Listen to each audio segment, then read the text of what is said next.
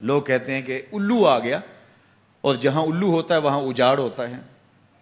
یہ بربادی کی علامت ہے. الو استعارہ بنا لیا بربادی کا. اور یہ ہمارا خود ساختہ ایک تصور ہے کہ جس جگہ پہ الو بولیں، الو بیٹھیں تو وہاں بربادی آ جاتی ہے. عجیب فلسفہ گھڑ لیا. الو کے بولنے سے بربادی کیسے آئے گی؟ اور اندر کا نفس الو بن گیا تو پھر بربادی آئے گی. اس کو دیکھو کہ وہ خراب تو نہیں ہو گیا. میں کہتا ہوں ایک گھر میں صبح کا آغاز سجدوں سے ہوتا ہے، پھر سورہ یاسین کی تلاوت کی جاتی ہے. سارا دن گھر کے اندر محبت، چاشنی اور پیار سے افراد خانہ کا وقت گزرتا ہے. کمائی کر کے لانے والا گھر کا کفیل رزق حلال لا کے اپنے بچوں کو کھلاتا ہے. نظر کی پاکیزگی اور خیالوں کی طہارت کا ساما ہوتا ہے. شام کو سورہ واقعہ پڑھی جاتی ہے. سونے سے قبل سورہ ملک کی تلاوت ہوتی ہے. دہلیز پہ آنے والے سائل کو جھڑکا نہیں جاتا.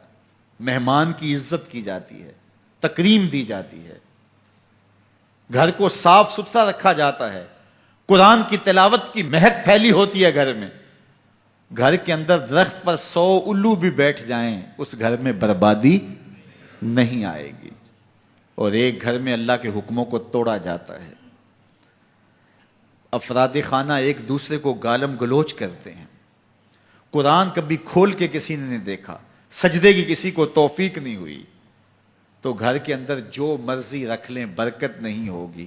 میاں یہ تو تمہارے اعمال کا نتیجہ تھا، لیکن تم نے لگا دیا الو کے کھاتے کہ الو بیٹھ گیا، یہ سب کچھ بربادی ہوئی. تم نے وعدے توڑے، تم نے لوگوں کو 2 نمبر مال دیا، اس لیے تمہاری فیکٹری برباد ہوئی، اس لیے تمہاری دکان نہیں چل رہی. کہ تم کہتے کچھ ہو دیتے کچھ ہو. ایک مرتبہ جو دھوکہ کھاتا ہے وہ دوبارہ تمہاری دکان پہ نہیں آتا. یہ الو کا کام نہیں ہے، یہ تمہارے نفس کے الو کا کام ہے. لیکن تم نے الو پہ مڑ کے کسی منحوسہ، یہ فلاں منحوسہ ہماری دکان پہ آئی صبح، آج سارا دن گاہک ہی نہیں آیا. کیا فلسفہ تم نے تراشا؟ تو فرمایا ولا ہامہ، الو بھی کوئی چیز نہیں. ولا سفرا، اور نہ ہی سفر کا مہینہ کوئی چیز ہے کہ آپ سفر کے مہینے کے نام لگا کر کے کسی چیز کا انکار کر دیں. یہ اللہ کی طرف سے ہے جو تمہیں نصیب ہوتا ہے.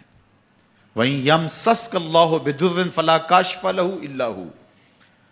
اللہ تعالیٰ تمہیں کوئی نقصان پہنچانا چاہے تو کوئی اس نقصان کو دور نہیں کر سکتا سوائے اللہ کے. اور اگر اللہ تمہیں کوئی بھلائی دینا چاہے، تمہیں بہتری عطا کرنا چاہے، فَلَا رَادَّ لِفَضْلِهِ، اللہ کے فضل کو کوئی واپس بھی نہیں کر سکتا، لٹا بھی نہیں سکتا. اللہ کے فضل کو کوئی ٹال بھی نہیں سکتا. سارا زمانہ لگ جائے کسی شخص کو نقصان پہنچانے کے لیے، لیکن اللہ کی نصرت اسے نصیب ہو، کوئی بال بھی بیکا نہیں کر سکتا. سارا زمانہ کسی کو فائدہ دینے میں لگا رہے، لیکن اللہ نہ چاہے تو ایک ذرے کا فائدہ بھی نہیں پہنچا سکتے.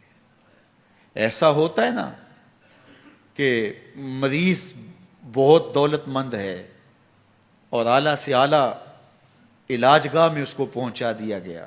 ہر وقت 5-6 ڈاکٹر اوپر کھڑے ہیں، ایک ایک سانس کو کنٹرول کرنے کی کوشش کرتے ہیں. کئی مشینوں کے اندر ایک ایک چیز کا ہر وقت ٹیسٹ ہو رہا ہے، لیکن موت آئی تو سارے ڈاکٹر ایک سانس کی بھیک بھی نہیں دے سکتے. اور دوسرا بیمار پڑا ہے، ہاسپٹل والوں نے بھی جواب دے دیا، اس غریب کو کسی پرواہ نہیں کی ہے، اس کو باہر جھاڑے میں پھینک دیا. میرا مالک شفا دینا چاہے تو اسے عطا کر دے. شفا اللہ کے پاس ہے، موت اللہ کے پاس ہے، زندگی اللہ کے پاس ہے، خیر اللہ کے پاس ہے. وہ جس کو جو چاہے عطا کرے. اپنے عقیدوں کو مضبوط کرو، اللہ پر توکل کرو، اللہ پر بھروسہ کرو. وہ چاہے تو ہوتا ہے، وہ نہ چاہے تو کچھ نہیں ہوتا. اس کے چاہنے سے ہے اور اس کے نہ چاہنے سے نہیں ہے. اس لیے اس کے چاہنے سے خیر ملتی ہے.